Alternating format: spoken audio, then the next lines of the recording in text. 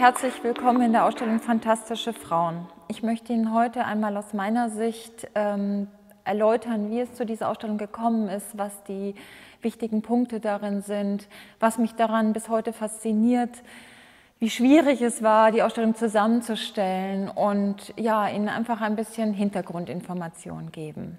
Vor etwa 2,5 Jahren habe ich mit den Vorbereitungen begonnen und bin dafür auch sehr viel gereist, habe sehr viel gelesen und festgestellt, ja, dass es eigentlich keine Bewegung der Moderne gibt, in der Künstlerinnen eine so große Rolle gespielt haben wie im Surrealismus. Das ist eigentlich sehr überraschend für mich gewesen. Man muss sagen, dass sich das Bild des Surrealismus im Laufe der Vorbereitung für mich komplett gewandelt hat. Künstlerinnen sind damals zuhauf nach Paris geströmt, Anfang der 30er Jahre. Der Surrealismus war 1924 gegründet worden, und zwar von einer reinen Männergruppe. Max Ernst ist das bekannteste Beispiel, André Breton, der Anführer. Es war eine Gruppe von Literaten, die am Ersten Weltkrieg teilgenommen hatten, die gesehen haben, wie unsere bürgerliche Gesellschaft sozusagen gescheitert erschien, der Militarismus, das Patriarchat. Sie wollten eine grundlegende Erneuerung, und das große Stichwort war Freiheit. Und diese Freiheit trifft sich halt besonders gut mit den Künstlerinnen. Denn das waren junge Frauen, die diesen Grenzen entfliehen wollten, also die bürgerliche Familie, heiraten müssen, Kinder bekommen, unterdrückt zu sein. Das war eben in der damaligen Zeit sehr üblich. Und die Künstlerinnen, wenn man sich das im Nachhinein betrachtet, ist es unglaublich erstaunlich zu sehen, welche Anstrengungen sie auf sich genommen haben, wie sie sich von ihren Familien losgesagt haben, was sie alles leisten mussten, um dieser Rollenzuschreibung zu entfliehen.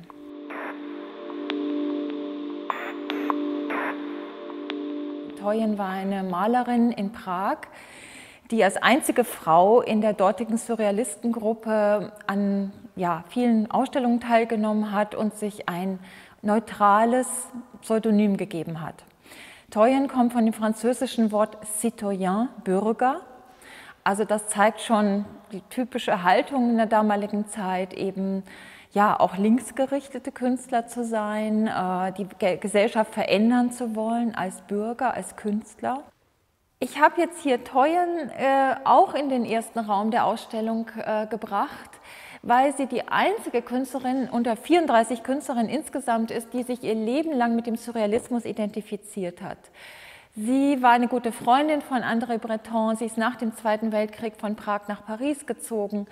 Sie hat immer der Gruppe sozusagen die Treue gehalten und sie macht einiges ähnlich wie die männlichen Surrealisten, aber auch manches anders. Ja? Also man sieht bei ihr den Traum, die Frau, die zum Tier wird, also die Metamorphose zwischen Mensch und Tier, das werden wir in der Ausstellung noch häufiger sehen. Aber sie zeigt uns das in einer sehr zurückhaltenden Weise. Einige haben richtig offensichtlich rebelliert gegen die Gruppe, gegen männliche Künstler, die alles dominiert haben. Sie hat es sozusagen unterschwellig getan. Aber sie ist auch als Malerin ganz, ganz großartig. Deshalb steht sie hier im ersten Raum. Um zu verstehen, wie die Surrealisten sozusagen funktioniert haben, wie ihr Zusammenhalt war, zeigen wir eine Gruppe, die nennt sich Cadavre Exquis-Arbeiten. Und zwar ist das entstanden aus einem Spiel, das die Surrealisten gerne spielten, ein Sprachspiel.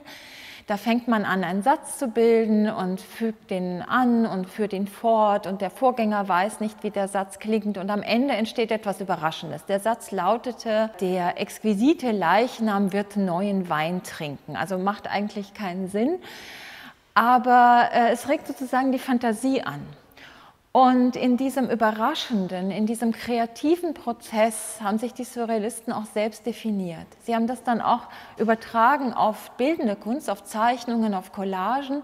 So wurde ein Papier gefaltet. Der erste fing an, oben etwas einzufügen. Er sah nicht, was der nächste tat und so weiter. Das setzte sich fort und am Ende entstand ein Gemeinschaftsprodukt, eine kollektive Arbeit. Hier zum Beispiel ist Sophie Teuber-Arp, Oscar Dominguez, Hans Arp und Marcel Jean dabei. Also oft sind es 3, 4, 5 verschiedene Künstler und Künstlerinnen. Das finde ich persönlich sehr aufregend, weil die Surrealisten dazu auch Künstler und Künstlerinnen eingeladen haben, die gar keine professionelle Ausbildung hatten. Also die einfach an einem Abend dabei waren, die dazu gestoßen sind. Manchmal tauchen Namen auf, die man heute gar nicht mehr kennt. Eine Césaire, eine Dominique, man weiß nicht, wer das war. Aber die wurden genauso ernst genommen in diesem künstlerischen Prozess wie die ganz berühmten Künstler, wie Max Ernst, wie Yves Tanguy, wie Oscar Dominguez. Also jeder war eingeladen. Und ich glaube, das ist auch etwas, was viel mit heute zu tun hat. Auch heute wollen viele Künstler wieder kollektiv arbeiten, wollen dieses Einzelgenie ablösen. Ja? Und wir werden noch im Laufe der Führung auf viele Fragen kommen, was ist heute noch am Surrealismus aktuell und wie kann uns die Ausstellung zeigen, dass das keine überholte Kunstrichtung ist, sondern wirklich etwas Aufregendes. Also da habe ich mich selber auch sehr überrascht gesehen im Laufe der Vorbereitung. Leonore Fini ist eine Künstlerin, ich würde mal sagen, vor 10, 15 Jahren, vielleicht vor 20, hätte man die gar nicht gerne gezeigt. Man hätte ihr unterstellt, sie wäre kitschig, sie wäre altmodisch, sie hätte nichts Modernes in ihrem Stil, weil sie sich an den alten Meistern orientiert hat, also sowohl in der Malerei als auch ja, in der Darstellung. Fini zeigt eine dunkle Sphinx, die thront über einem nackten, schlafenden Mann. Und hier stutzt man, wenn man so an die alten Meister denkt. Man kennt so die schlafende Venus von Tizian. Immer liegt eigentlich die Frau nackt und hingegossen und hilflos und verletzlich. Und die Männer sind meistens bekleidet in der Kunstgeschichte, auch bei Manet, Olympia und so weiter. Aber hier, Fini dreht eben die Rollen um. Und sie ist aus meiner Sicht eine der spannendsten, aufregendsten, auch ja, ironischsten, hintergründigsten Künstlerinnen, die wir hier vorstellen, weil sie hat sich alle Freiheiten genommen, die sich sonst damals nur Männer genommen haben. Sie hatte einen jüngeren Liebhaber, das ist auch der hier dargestellte, und einen älteren gleichzeitig. Sie hat ihr ganzes Leben lang zwar engen Kontakt gehabt mit den Surrealisten, sie hat in Paris gelebt, aber sie hat sie auch verspottet. Sie hat Distanz gehalten, hat gesagt, ja, also ich mache mein Ding, wie man heute sagt. Also sie hat Opern gestaltet, sie hat ein wahnsinnig interessantes Leben geführt, hat sich mit Masken inszeniert, mit Katzen. Sie hat, ja, wie soll ich sagen, sie war eine Figur, a character, wie man auf Englisch sagt. Fini ist übrigens auch befreundet gewesen mit Meret Oppenheim. Und die waren ja sowas von unterschiedlich. Die eine, die absolute Modernistin, die andere malt wie die alten Meister. Aber man sieht daran, dass die Künstlerinnen sich auch gegenseitig sehr unterstützt haben.